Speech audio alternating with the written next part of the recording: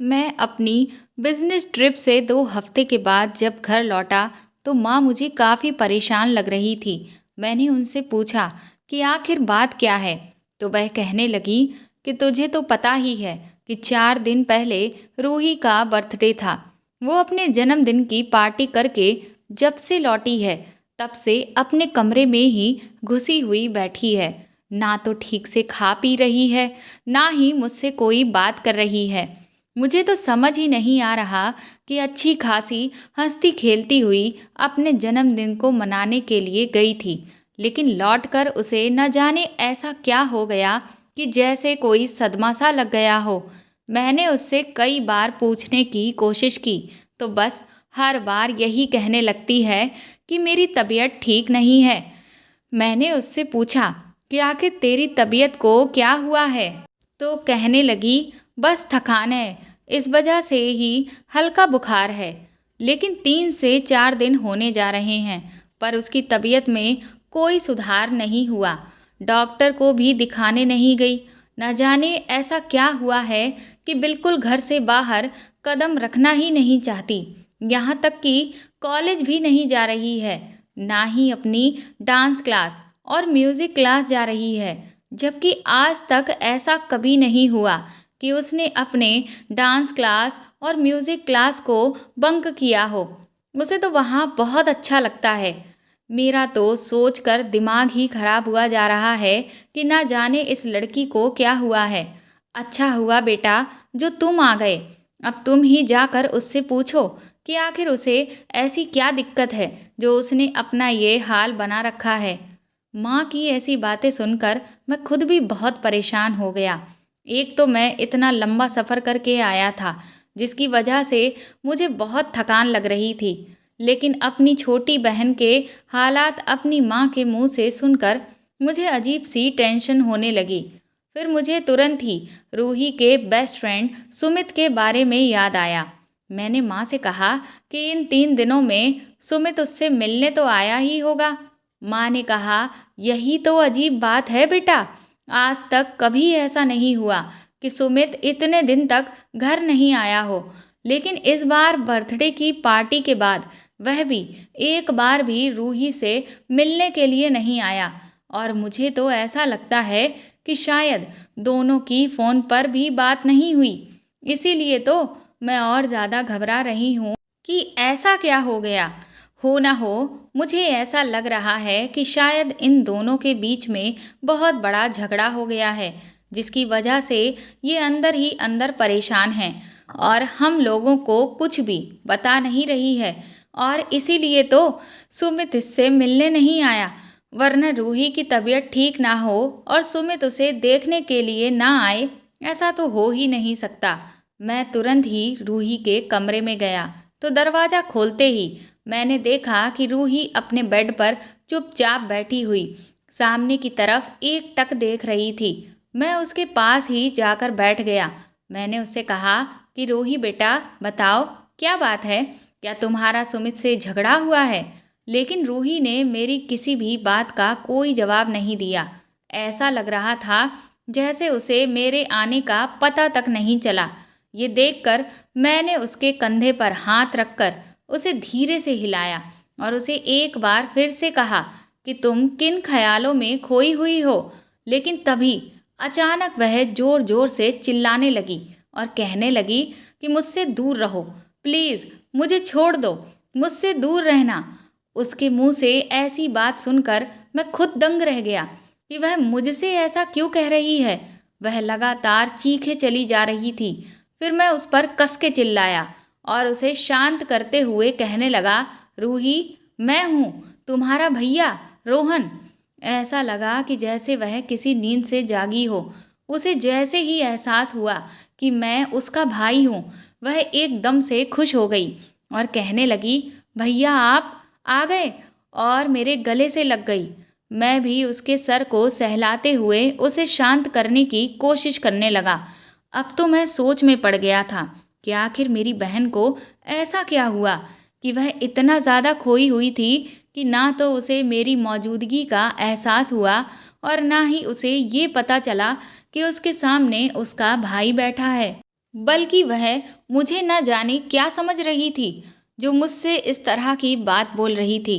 मैंने उसे शांत कराकर पानी पिलाया। फिर मैंने उससे कहा, रूही, क्या किसी ने तुमसे कुछ कहा है? मुझे बताओ, तुम्हारा भाई उसे छोड़ेगा नहीं? मेरी ये बात सुनकर रूही के चेहरे पर अजीब सी परेशानी छा गई और वह लड़खड़ाती हुई जुबान में कहने लगी, नहीं भैया, ऐसी तो कोई बात नहीं है।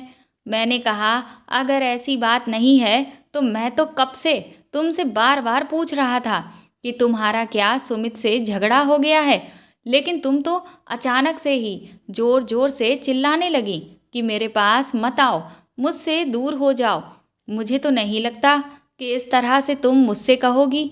तो वह अपनी नज़र चुराते हुए मुझसे कहने लगी, वो भैया, दरअसल मैंने एक बहुत बुरा सपना देखा था और बस उसी का असर मेरे दिमाग पर था, जिसकी वजह से मैं आपसे इस तरह से कहने लगी।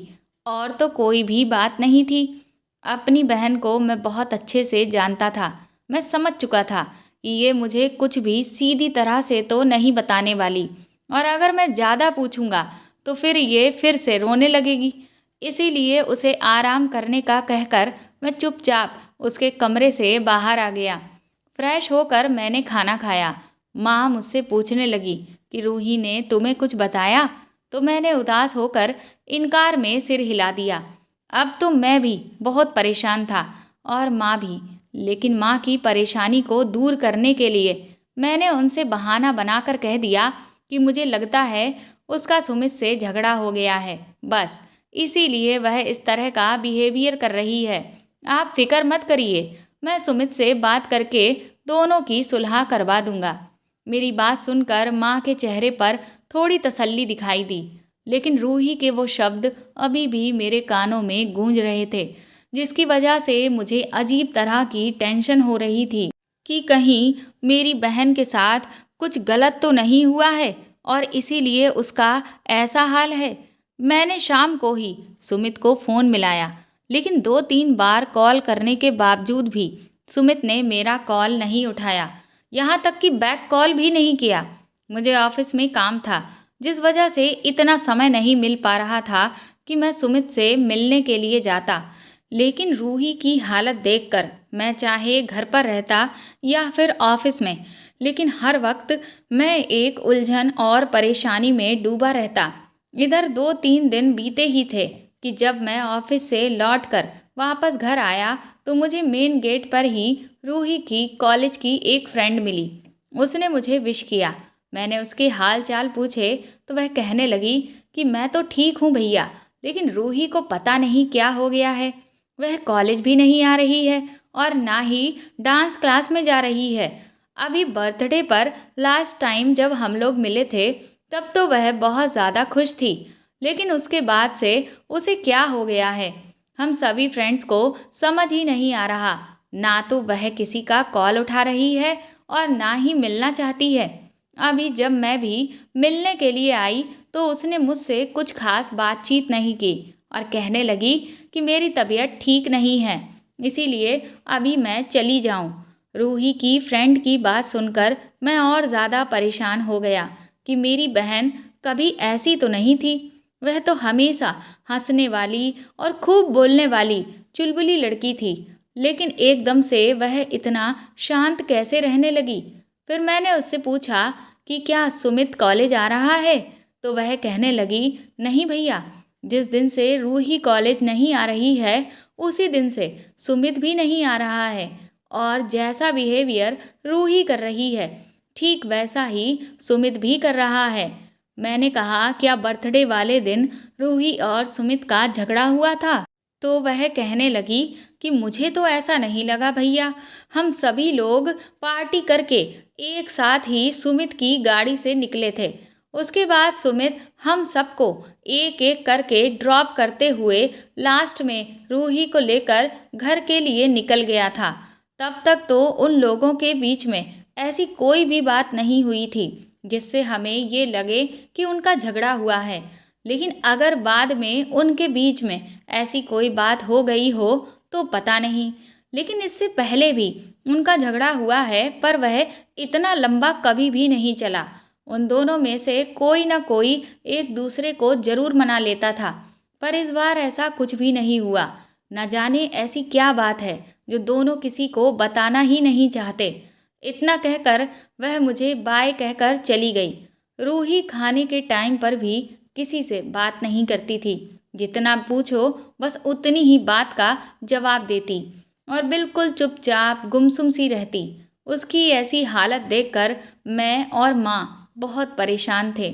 पापा के देहांत के बाद मैंने रूही को अपनी बहन से ज़्यादा अपनी बेटी की तरह पाला था और उसकी खुशी मेरे लिए सबसे ज़्यादा मायने रखती थी। वह मेरी लाडली बहन थी। वह हमेशा से एक चुलबुली और खुशमिजाज लड़की रही है, लेकिन आज मैं पहली बार उसे इतना गुमसुम देख रहा था। मैंने हमेशा कोशिश की कि रूही जो भी खुशी चाहे वह उसे मिले, लेकिन इस बार मैं अपनी बहन के लिए कुछ नहीं कर पा रहा था, क्योंकि उसकी उदासी के पीछे जो भी वजह थी वो मुझे पता ही नहीं चल पा रही थी। फिर उसके बाद अगले ही दिन मैं अपने काम से समय निकालकर सुमित के घर पर पहुंचा। मैं जैसे ही अंदर गया और वहां सुमित के पेरेंट्स से मिला तो उसकी माँ भी मुझसे यही शिकायत करने लगी कि सुमित जब से रूही की बर्थडे पार्टी से लौटा है तब से ना तो ठीक से खाता पीता है, ना ही किसी से मिलने जाता है और ना कॉलेज जा रहा है। न जाने उसे क्या हो गया है। वह बोली, मैं तो पूछ पूछ कर थक चुकी हूँ, लेकिन मुझे तो वह कुछ भी नहीं बताता। रोहन बेटा, तुम ही उसे समझाओ और पूछो कि आखिर बात क्या है।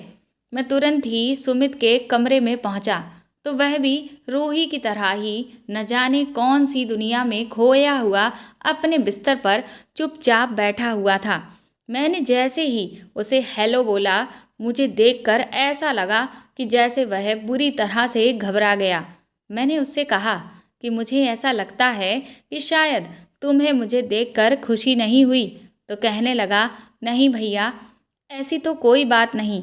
मैंने कहा, तो फिर क्या बात है? आखिर तुम और रूही क्या छुपा रहे हो? तुम दोनों हम सबको इतना परेशान क्यों कर रहे हो?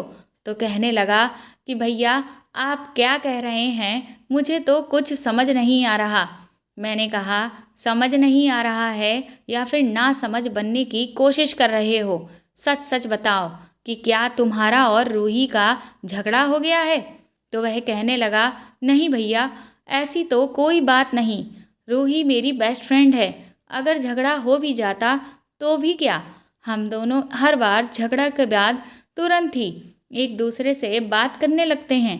मैंने कहा, बिल्कुल ठीक कहा तुमने, पर इस बार तुम लोग एक दूसरे से बात क्यों नहीं कर रहे हो? और तुम दोनों ने ही अपने आप को अपने अपने कमरों में बंद क्यों कर लिया है? मेरी इस बात को सुनकर वह कहने लगा कि भैया, वो मेरी ज़रा तबीयत खराब है। मैंने कहा, बहुत अच्छे, तुम्हारी और रूही दोनों की एक साथ तबीयत खराब हो गई। तुम मुझे बताते हो या फिर मैं तुम्हारे कान के नीचे खींच कर लगाऊं? मेरी ऐसी बात सुनकर वह हक्का बक्का रह गया, क्योंकि मैं इतना जानता था कि जब तक मैं कढ़ाई से इससे नहीं पूछूंगा ये मुझे कुछ भी नहीं बताने वाला। मेरी बात सुनकर सुमित अचानक से रोने लगा। कहने लगा, मुझे माफ़ कर दीजिए भैया, रूही मेरी बेस्ट फ्रेंड है, लेकिन मैं उसे बचा नहीं पाया। उसकी ऐसी बात सुनकर मैं बुरी तरह से घबरा गया। मैंने कहा, आखिर तुम्हारा क्या मतलब है? तुम रूही को बचा नहीं पाए? आखिर कहना क्या चाहते हो? किससे नहीं बचा पाए तुम रूही को? तो वह फूट फूट कर रोने लगा। मैंने कहा, तुम मुझे साफ साफ बताते हो या नहीं? उसके बाद सुमित ने मुझे जो कुछ भी बताया उसे सुनकर तो मेरे होश उड़ गए और मेरे अंदर गुस्से की ज्वाला फूटने लगी।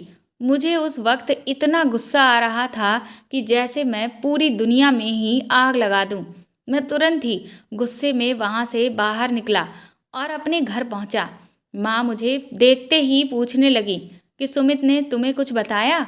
तो मैंने उस वक्त उनसे बहाना कर दिया कि नहीं, उसने भी मुझे कुछ नहीं बताया।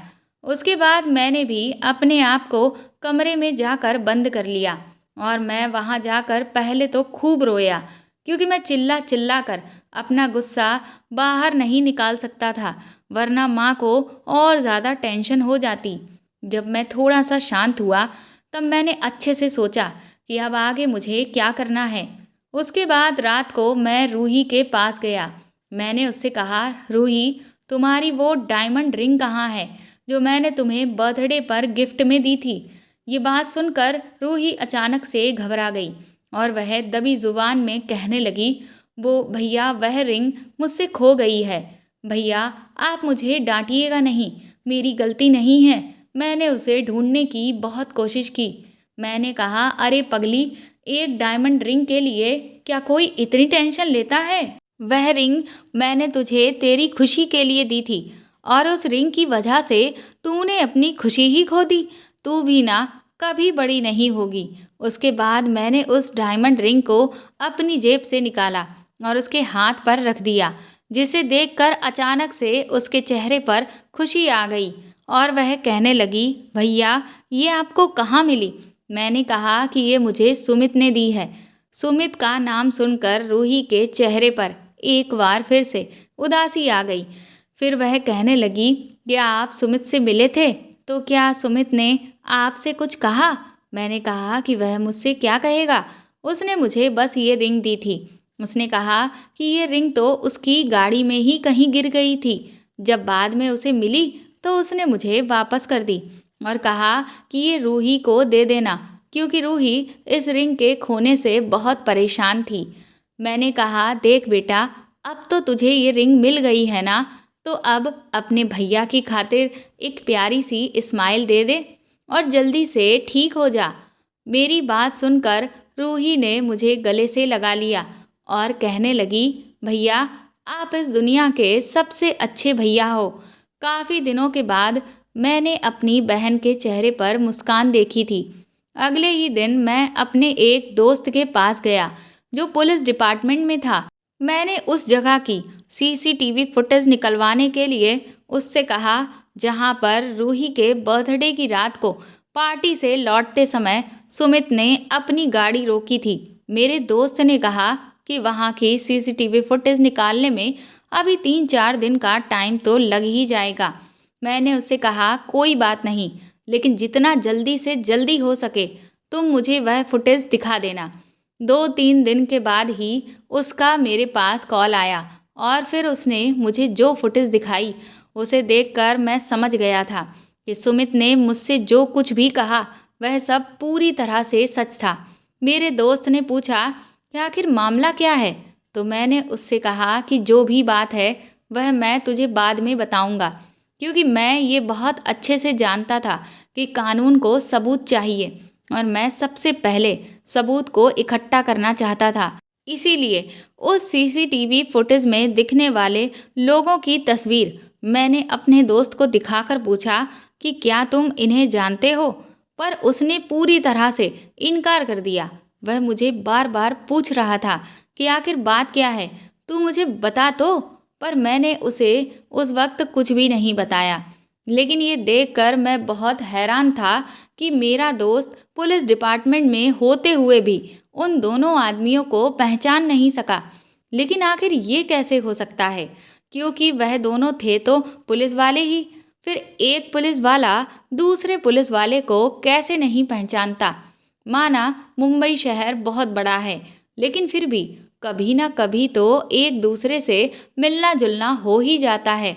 फिर मुझे लगा कि हो सकता है कि अभी तक ये लोग आपस में ना मिले हों, इसीलिए मेरा दोस्त इन दोनों पुलिस वालों को नहीं जानता। पर मैंने सोच लिया था कि मैं इन पुलिस वालों का पता हर हाल में लगाकर ही रहूँगा, जिसके लिए मैंने अपने उस दोस्त को भी बोल दिया था।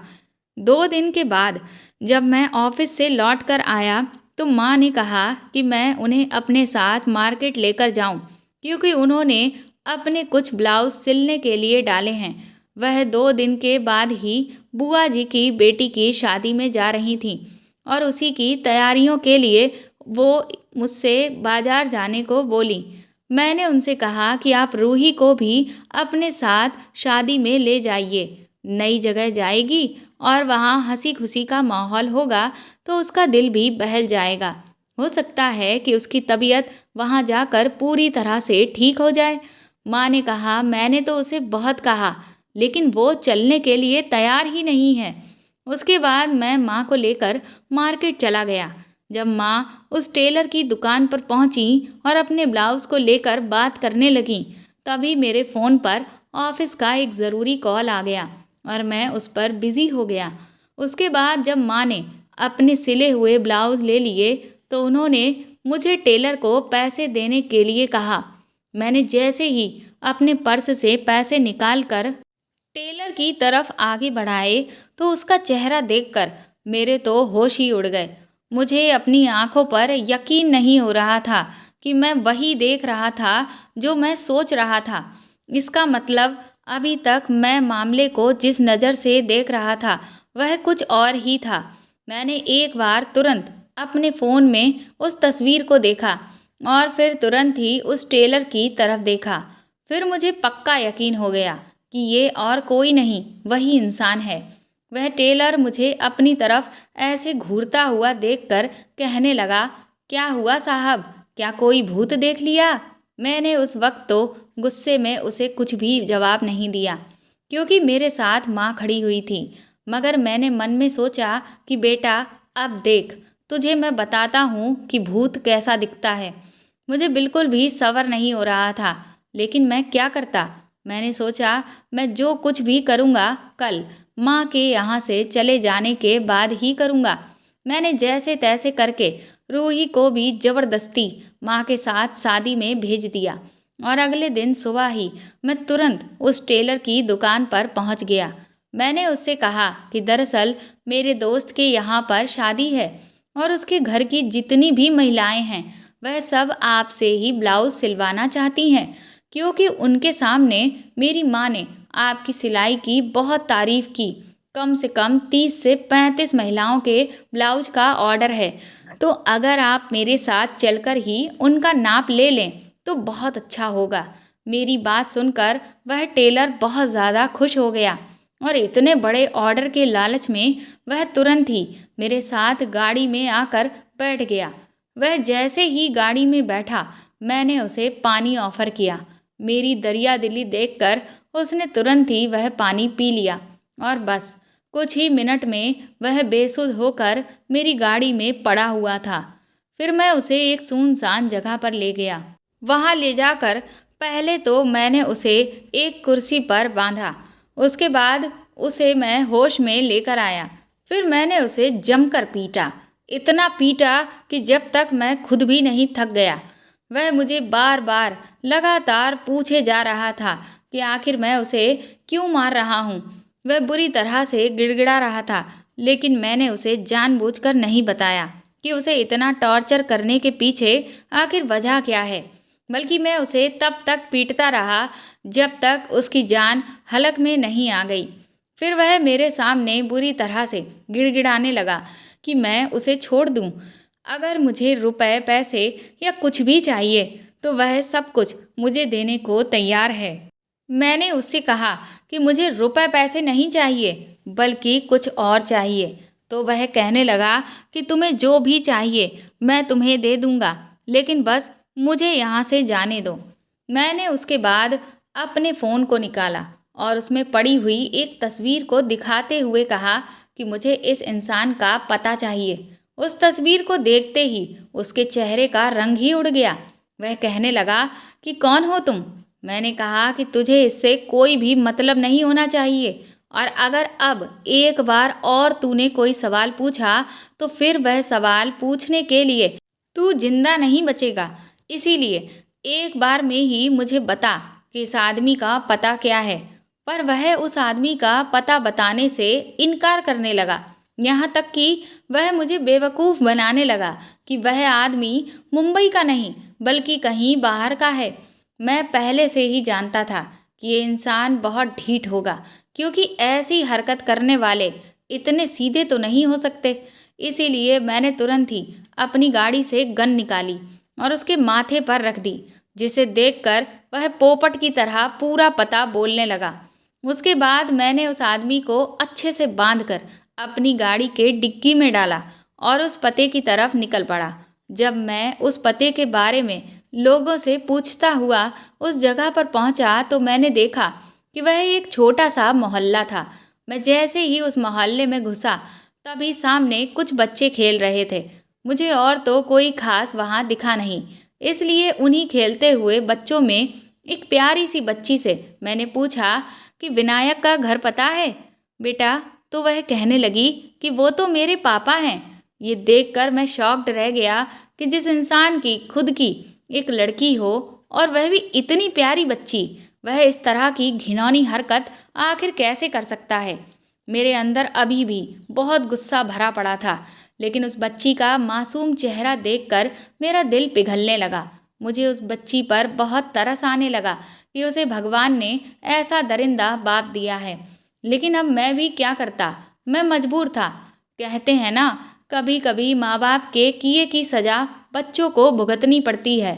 वह बच्ची मासूम थी, पर उसे नहीं पता था कि उसके बाप की करतूत का बदला मैं उससे लेने वाला हूँ और उसके साथ वह करने वाला हूँ जिसके लिए मेरा ज़मीर और मेरा दिल गवाही भी नहीं दे रहा था। मैं तुरंत ही उसे लेकर उसके घर पर पहुँच गया तो मैंने सामने विनायक की बीवी को देखा। थोड़ी ही देर में मैंने अच्छी अच्छी बातें करके विनायक की बीवी को यकीन दिला दिया कि मैं उसका बहुत अच्छा दोस्त हूँ और काफ़ी दूर से उससे मिलने के लिए आया हूँ। उन्हें मेरी बात पर पूरा यकीन हो जाए, इस वजह से मैं तुरंत ही जाकर उस बच्ची के लिए कुछ खाने पीने का सामान भी ले आया और एक प्यारी सी गुड़िया भी। उसके बाद मैंने विनायक की बीवी से कहा कि वह विनायक को फ़ोन करके घर पर बुलाए। उससे कहना कि मैं उससे मिलने आया हूँ। विनायक की बीवी ने जब उसे बताया कि उसका एक दोस्त उससे मिलने आया है तो वह हैरान होने लगा कि आखिर कौन सा दोस्त आया है। ये बात तो मुझे पहले ही पता थी कि वह हैरान होगा और दौड़ा चला आएगा। वह जैसे ही घर में घुसा और उसने मुझे देखा, तुरंत ही पहचानने से इनकार कर दिया। अब विनायक की बीवी भी हक्की बक्की रह गई। वह अपनी पत्नी पर चिल्लाने लगा कि किसी भी ऐरे गहरे नत्थु खैरे को घर में बिठा लेती हो। तुम्हारे अंदर दिमाग नाम की चीज़ नहीं है क्या? पता है कि ये कौन है कौन नहीं? कहीं ये कोई चोर तो नहीं? ये देखकर उसकी बीवी बुरी तरह से डर गई और कहने लगी कि ये तो आपके बारे में काफ़ी बातें बता रहे थे। दरअसल मैंने जिस आदमी को पहले किडनैप किया उससे मैंने विनायक के बारे में काफ़ी बातें निकलवा ली थीं। मैंने विनायक के करीब जाकर कहा कि अरे, अगर मैं चोर हुआ भी तो तुम्हें किस बात का डर? तुम तो एक पुलिस वाले हो, तुमसे तो उल्टा चोर खुद डरते होंगे। मेरे मुंह से पुलिस वाला शब्द सुनकर विनायक के हाथ पैर कांपने लगे और उसकी बीवी भी हैरानी से मेरी तरफ देखने लगी। मैंने कहा, भाभी जी, आपको नहीं पता आपके पति पुलिस वाले हैं? फिर मैंने एक जोरदार हंसी हंसी। मैंने कहा, अरे वाह, तुमने अपने प्रोफेशन के बारे में अपने ही घर वालों को नहीं बता रखा।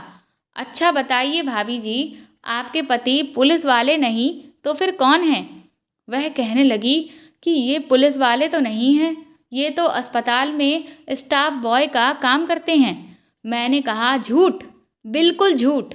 मैं बुरी तरह से चीख चीख कर बोलने लगा, जिससे विनायक की बीवी और उसकी बच्ची दोनों डरने लगे। मैंने कहा, ये पुलिस वाला है। विनायक शायद समझ चुका था कि मैं उसे पुलिस वाला क्यों कह रहा था। उसे किसी डर का अंदेशा होने लगा, इसीलिए वह मुझ पर एकदम से हावी होने की कोशिश करने लगा और मुझे धक्के देकर घर से बाहर निकालने लगा। मैंने भी उसके 2-3 खींच कर रख दिए, लेकिन फिर उसने मेरे सर पर पास में रखा हुआ आईना तोड़ दिया, जिससे मेरे सर से खून निकलने लगा। ये देखकर उसकी बच्ची और बीवी बुरी तरह से घबरा गए, पर मैं हार मानने वालों में से नहीं था। मैंने तुरंत ही पास में पड़ा हुआ बल्ला उठाया और उससे विनायक को इतना कस के मारा कि वह बुरी तरह से लंगड़ाने लगा। उसकी बीवी उसे बचाने की पूरी कोशिश कर रही थी। वह जैसे ही बाहर मोहल्ले वालों को बुलाने के लिए भागी, मैंने तुरंत ही अपनी बंदूक निकालकर उसकी बच्ची के ऊपर तान दी। ये देखकर उसकी बीवी दंग रह गई। मैंने कहा कि अगर तुमने एक कदम भी बाहर निकाला या किसी को भी बुलाने की कोशिश की तो तुम्हारी बच्ची आज जिंदा नहीं बचेगी। वह मेरे आगे हाथ जोड़कर रोने लगी कि मैं उसकी बच्ची को छोड़ दूं और पूछने लगी कि आखिर मैं उसके साथ ऐसा क्यों कर रहा हूं और मैं कौन हूं। मैंने कहा कि मैं कौन हूं ये तो मैं बाद में बताऊंगा, लेकिन पहले तुम्हारा पति तुम्हें बताएगा कि मैं तुम लोगों के साथ ऐसा क्यों कर रहा हूँ। उसके बाद मैंने विनायक की बीवी से ही उसके हाथ पैर बंधवाए और उसकी बीवी और बच्ची को अपने अगल बगल बिठा लिया और हाथ में बंदूक लेकर उसकी बच्ची के सर पर तान दी। वह दोनों अभी भी लगातार बुरी तरह से रो रहे थे। उसकी बेटी को इस तरह से सिसकता हुआ देखकर अंदर ही अंदर मुझे भी बहुत दुख हो रहा था, लेकिन ये सब मेरी मजबूरी थी। मैंने उसके बाद में विनायक से कहा कि अब सच बोल कि 20 अप्रैल की रात को तूने पुलिस वाला बनकर क्या किया था। वह मुझे बार बार कहने लगा कि बच्ची के सामने मुझसे ये सब कुछ मत पूछो, मैं तुम्हारे आगे हाथ जोड़ता हूँ। मैंने कहा कि जब तू वह सब मेरी बहन के संग कर रहा था तब तुझे नहीं ये ख्याल आया कि तेरी भी एक बेटी है और अब अपनी बच्ची के सामने सच बताते हुए तुझे शर्म आ रही है। तब नहीं सोचा कि तेरी बच्ची को पता चलेगा तो वो क्या सोचेगी। मैंने कहा अभी अगर मैं तेरी भी बीवी के साथ तेरे सामने वही सब करूं तो तुझे कैसा लगेगा। इसके बाद मैंने तुरंत ही उसकी बीवी के चेहरे को कसकर पकड़ा और उसकी तरफ आगे बढ़ने लगा तो इससे विनायक और इसकी बीवी बच्ची की चीख निकल गई। उसकी बीवी बुरी तरह से घबरा गई। विनायक मुझे रोकने लगा कि मेरी बीवी के साथ ऐसा मत करो, मैं सब कुछ बताता हूँ। उसके बाद विनायक ने कहा कि उस रात मैं अपने दोस्त के साथ बाहर घूमने के लिए निकला था। तभी मैंने देखा कि एक गाड़ी एक जगह पर रुकी हुई थी जिसमें मुझे दूर से एक लड़का लड़की बैठे हुए नजर आए। वह दोनों ऐसा लग रहा था कि जैसे गाड़ी के अंदर किसी चीज़ को ढूंढ रहे हैं। मैंने इस बात का तुरंत ही फायदा उठाया क्योंकि वह दिखने में काफ़ी कम उम्र के थे। मैंने सोचा अगर मैं इन्हें पुलिस वाला बनकर डराऊंगा धमकाऊंगा तो ये तुरंत ही डर जाएंगे और इससे मैं आराम से पैसे ऐंठ सकता हूँ। उसके बाद मैं तुरंत ही उनके पास गया और उन्हें डराते हुए ये यकीन दिला दिया कि मैं एक पुलिस वाला हूँ। मैंने उनसे कहा कि तुम दोनों इतनी रात में सुनसान जगह पर गलत काम कर रहे थे। वह दोनों रोते हुए कहने लगे कि सर ऐसा कुछ नहीं है, दरअसल हमारी एक ज़रूरी चीज़ खो गई थी, बस हम उसी को ढूंढ रहे थे। मैंने बहुत ही गंदी हंसी हंसते हुए लड़की की तरफ देखकर कहा, क्या सुरक्षा के लिए गुब्बारा ढूंढ रहे थे। इस बात से वह दोनों बुरी तरह से शर्मिंदा हो गए, लेकिन मैंने जोरदार हंसी हंसते हुए अपने दोस्त के हाथ पर ताली मारी। वह लड़का थोड़ा सा गुस्से में आकर कहने लगा कि सर आप फालतू की बकवास कर रहे हैं। तो मैं एक बार फिर से उस पर जोर से चिल्लाया कि अगर मुझसे ऐसे बात की तो अभी के अभी तुझे जेल में डाल दूंगा और तुम दोनों को झूठे इल्जाम में फंसा दूंगा कि तुम लोग आधी रात गाड़ी में गलत काम कर रहे थे और ये लड़की तो एक धंधे वाली है। ये सुनकर उसके होश उड़ गए। उसके बाद वह मेरे आगे हाथ जोड़ने लगा और कहने लगा, सर प्लीज़ हम दोनों को छोड़ दीजिए, हमारी बात का यकीन करिए, हम कुछ भी गलत नहीं कर रहे थे, हम कॉलेज स्टूडेंट्स हैं। मैंने कहा कि अगर ऐसा है तो फिर मेरा मुंह बंद रखने के लिए मेरी जेब गरम करनी होगी। वह लड़का मेरी इस बात के लिए मान गया, लेकिन वह कहने लगा कि मेरे पास अभी बहुत ज़्यादा कैश तो नहीं है। मैंने कहा कोई बात नहीं, एटीएम तो होगा तेरे पास, चल गाड़ी घुमा। उसके बाद मैं लड़की के पास पीछे बैठ गया और मेरा दोस्त लड़के के पास। मैं जैसे ही पीछे लड़की के पास बैठा तो उसकी खूबसूरती देखकर मैं बहकने लगा। मैंने उसका पूरा बैग खंगाल डाला तो उसमें बड़े ही महंगे परफ्यूम और कुछ चॉकलेट्स निकली। मैंने उस लड़की को ज़बरदस्ती करके चॉकलेट खिलाए। वह बेचारी रोए चली जा रही थी, लेकिन उस वक्त मेरे सर पर उसे देखकर जुनून सा सवार था। जब उस लड़के ने एटीएम पर जाकर गाड़ी रोकी तो मैंने अपने दोस्त को उस लड़के के साथ भेज दिया, पर वह लड़का उस लड़की को अकेले छोड़कर जाने के लिए तैयार ही नहीं था। तो मैंने उसे डराया कि अगर तू अभी के अभी नहीं गया तो फिर मैं तुम दोनों को फंसा दूंगा, जिससे वह एक बार फिर घबराए और तुरंत ही मेरे दोस्त के साथ एटीएम में चला गया। उसके जाते ही मैंने अंदर से गाड़ी का दरवाज़ा बंद कर लिया और लड़की से बात करने की कोशिश करने लगा। उस वक्त लड़की के मैं जितना करीब जाने की कोशिश करता, वह उतना ही अपने आप में सहम रही थी और सिमटे चली जा रही थी। मैं उसे समझा रहा था कि वह मुझसे ना डरे, लेकिन वह मुझसे डरती ही चली जा रही थी। वहाँ पर कोई नहीं था, इसीलिए मैं सोच रहा था कि कुछ नहीं तो मैं उसे एक बार किस ही कर लूँ। इसीलिए मैंने उसे किस करने के लिए कहा। मैं जैसे ही उसकी तरफ आगे बढ़ा, घबरा कर उसने मेरे गाल पर एक खींचकर चांटा मारा। वह बुरी तरह से फूट फूट कर रोने लगी।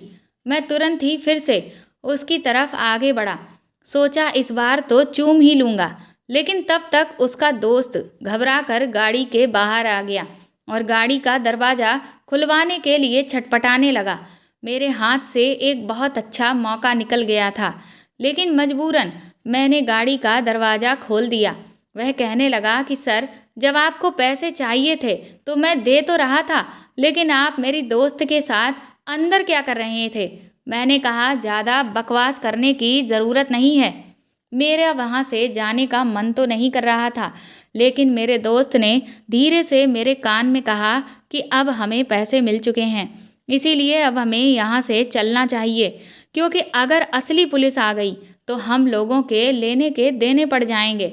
इसीलिए लड़की का चक्कर छोड़ और तुरंत ही यहाँ से निकल। और फिर मजबूरन मुझे वहाँ से निकलना पड़ा, लेकिन मैं उस लड़के से कहकर गया कि अगली बार मिलोगे तो फिर से मज़ा लूँगा।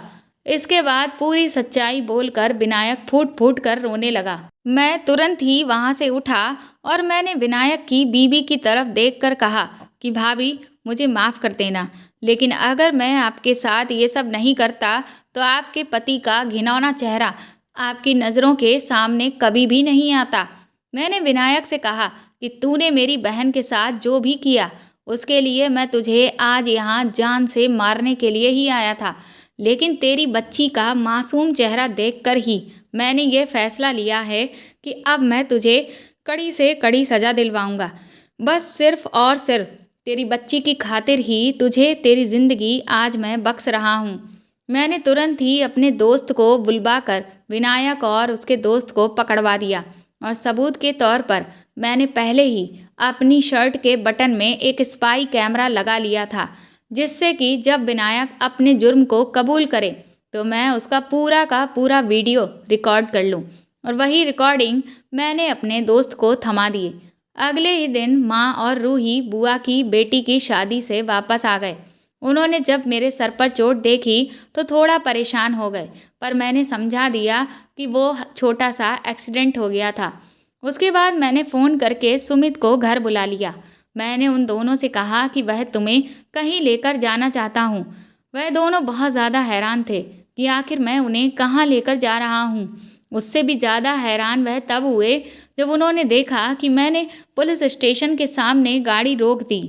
उन दोनों को कुछ भी समझ नहीं आ रहा था। उसके बाद जब मैं उन्हें अंदर लेकर गया तो सामने सलाखों के पीछे जिन लोगों को रूही और सुमित ने खड़े देखा, उनके तो पैरों तले जमीन ही निकल गई। वह हक्के बक्के से कभी एक दूसरे को देखते तो कभी मेरी तरफ। मैंने रूही से कहा कि सुमित ने उस दिन मुझे सब कुछ बता दिया था। मैंने अपनी बहन से कहा, बेटा, तुझे अपने भाई पर इतना भी भरोसा नहीं था कि वह तेरे लिए इंसाफ करेगा? तू एक बार मुझसे कहकर तो देखती। रूही तुरंत ही मेरे गले लगकर फूट फूट कर रोने लगी। कहने लगी, भैया, मैं बुरी तरह से डर गई थी। मुझे समझ ही नहीं आ रहा था कि मैं ये सब आपको कैसे बताऊं। मैंने सुमित से कहा कि कम से कम तुम्हें तो मुझे तुरंत ही सब कुछ कहना चाहिए था। तो सुमित कहने लगा कि मैं तो बहुत ज़्यादा शर्मिंदा था भैया, क्योंकि मेरे होते हुए भी रूही के साथ उस दिन वह सब हुआ। इसी वजह से मैंने रूही से बात भी करना बंद कर दिया था, क्योंकि मुझे खुद पर बहुत शर्म महसूस हो रही थी कि मैं रूही की सुरक्षा नहीं कर सका। मैंने कहा, तुम दोनों की उम्र अभी कम है, बस इसी वजह से इन जैसे लोगों ने इस बात का फ़ायदा उठाया। और एक सच और आज मैं तुम्हें बताता हूँ, ये दोनों कोई पुलिस वाले नहीं हैं। ये सुनकर तो वह दोनों हैरान रह गए। मैंने कहा, हाँ, तुमने सही सुना। इन्होंने तुमसे झूठ बोलकर तुमसे रुपए लिए, क्योंकि इन्हें अच्छे से पता था कि अगर ये तुम्हें खुद को, अपने आप को पुलिस वाला दिखाएंगे तो तुम लोग डर कर इनके झांसे में आकर इन्हें मोटी रकम दे दोगे। उसके बाद मैं रूही और सुमित को लेकर घर आ गया। मैंने रूही से कहा कि अब तुम मुझसे वादा करो कि आज के बाद तुम कभी भी कोई भी बात अपने भैया से नहीं छुपाओगी, फिर चाहे वह कैसी भी बात क्यों ना हो। और हाँ, कभी भी किसी से डरने की कोई भी ज़रूरत नहीं है, क्योंकि इस दुनिया में ऐसे लोग भरे पड़े हैं जो दूसरे के डर का फ़ायदा उठाकर अपना काम निकलवाते हैं। रूही कहने लगी कि भैया, उस आदमी ने मेरे साथ जो भी करने की कोशिश की, मैं उससे बहुत शर्मिंदा थी, क्योंकि मुझे लगा कि अगर घर में या बाहर किसी को भी पता चल गया कि मेरे साथ ऐसा हुआ है तो फिर मेरी इज्जत का क्या होगा। मैंने कहा, यही सोच हमें बदलनी है। गलत तो उस आदमी ने तुम्हारे साथ किया था, तो इसमें तुम्हारी इज्जत पर दाग आखिर कैसे लग सकता है। तुमने तो उसके साथ कुछ भी गलत नहीं किया ना। हमारे समाज की इसी सोच की वजह से आज जिन लड़कियों के साथ बलात्कार होता है, समाज उन्हें ही गलत नज़र से देखता है, जबकि जो बलात्कारी है वह सीना चौड़ा करके आराम से घूम रहा होता है और अपने ही घर, मोहल्ले, समाज में आराम से रह रहा होता है। और जो लोग पीड़ित लड़की को गिरी हुई नज़र से देखते हैं, वही लोग उस अत्याचारी इंसान के साथ आराम से उठते बैठते हैं और उसे ये एहसास दिलाते हैं कि उसने कोई भी गलत काम नहीं किया है, जबकि होना उल्टा चाहिए। पर समाज के सोचने का तरीका ही ऐसा है, जिसे हमें ही बदलना होगा। रूही कहने लगी, आपने ठीक कहा भैया, अगर मैं भी ऐसी सोच नहीं रखती तो अब तक जो भी कुछ हुआ वह नहीं होता। उसके बाद मेरी बहन ने एक बार फिर से कॉलेज जाना और अपनी डांस और म्यूज़िक क्लासेस जाना भी शुरू कर दिया, और उसने फैसला कर लिया कि अब वह अच्छे से पढ़ाई में कड़ी मेहनत करके पुलिस फोर्स ज्वाइन करेगी, ताकि ऐसे लोगों को कड़ी से कड़ी सज़ा दिला सके। कुछ टाइम के बाद उन दोनों ही आदमियों को सज़ा हो गई और आज वह अपने किए हुए गुनाह की सज़ा भुगत रहे हैं। तो दोस्तों, आपको मेरे द्वारा लिखी हुई ये कहानी कैसी लगी, प्लीज़ मुझे कमेंट करके ज़रूर बताएं, और प्लीज़ इस कहानी को ज़्यादा से ज़्यादा शेयर और लाइक करें। साथ ही अगर आप चाहें तो मुझे सुपर थैंक्स भी दे सकते हैं। आप चैनल पर नए हो तो सब्सक्राइब करके बेल आइकन ज़रूर दबा दें, ताकि आगे भी मैं आपको ऐसी ही अच्छी कहानियाँ सुनाती रहूँ। Thank you.